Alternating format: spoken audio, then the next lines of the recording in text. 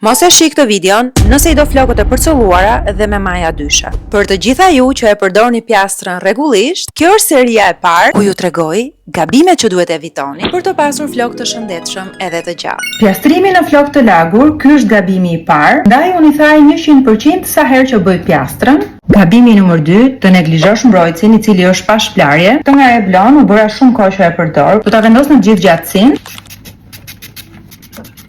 Gabimi I tretë është krehja e gabuar. Përpiqesh që ti krehësh nga fillimi dhe I jep me shumë forcë dhe këtu flokët ngecin. Në momentin që ne vazhdojmë me forcë, patjetër që këto do të bëhen të gjitha maja dyshe dhe do duken shumë keq. I ndaj flokët në dy pjesë, filloj krehjen gjithmonë nga poshtë dhe shiko në momentin që ti e fillon krehjen nga poshtë dhe fillon hypën sipër, kreja bëhet më e thjeshtë dhe kështu nuk e dëmton flokun.